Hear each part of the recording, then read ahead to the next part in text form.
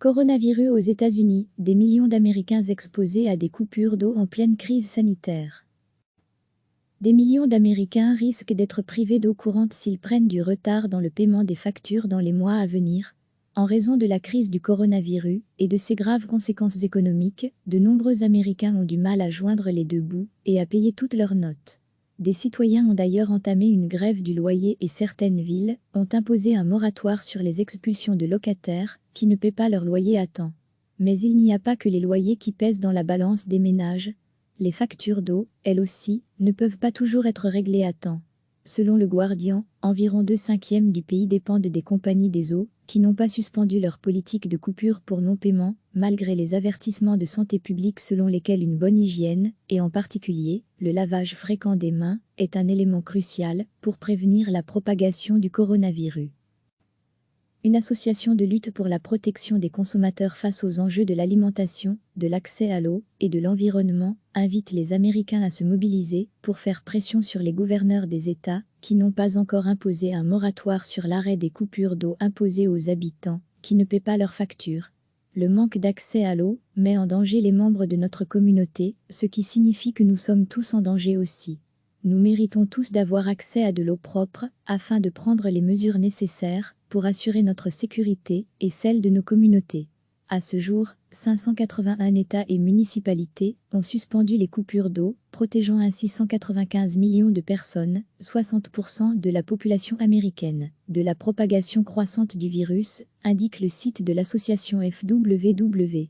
À lire aussi toutes nos infos sur le coronavirus. Il s'agit d'une urgence et la priorité est d'arrêter la propagation du virus, donc c'est une évidence, tout le monde doit avoir accès à l'eau, cela ne devrait pas être une question partisane, a déclaré la députée Brenda Lawrence, qui préconise une intervention fédérale. En plus du lourd bilan de santé publique aux États-Unis, l'impact économique de la pandémie touche déjà lourdement les familles, avec près de 10 millions de personnes qui ont demandé des allocations de chômage durant la seconde moitié du mois de mars, et une hausse sans précédent de la demande d'aide d'urgence auprès des banques alimentaires. Un adulte américain sur deux n'a pas d'économie d'urgence, ou pas assez, pour couvrir 3 mois de frais de subsistance, selon l'indice de sécurité financière 2019 de Bankrate. Pourtant, malgré l'évolution de la crise économique et sanitaire, seulement 60% de la population a jusqu'à présent été protégée contre les coupures d'eau, selon la FWW. Et seuls 11% de ces services se sont explicitement engagés à reconnecter les ménages qui n'ont plus d'accès à l'eau courante à cause de factures impayées.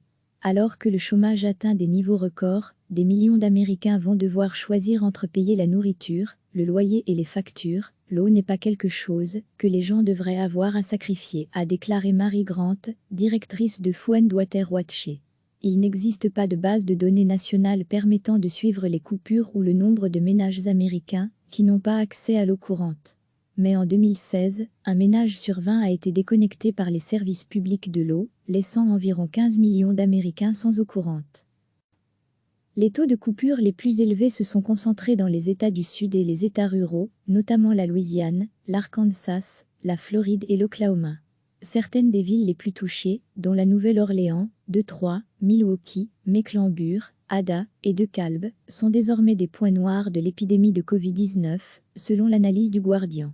À la Nouvelle-Orléans, qui présente le 4e taux d'infection au coronavirus par habitant le plus élevé du pays, seuls 300 foyers ont été reconnectés jusqu'à présent, et la ville ne sait pas combien d'entre eux sont encore privés d'eau courante. À lire aussi, coronavirus aux États-Unis, Magic Johnson préoccupé pour la communauté afro-américaine, la plus durement touchée en attendant, il y a des signes d'une certaine volonté politique de s'attaquer au problème à Washington.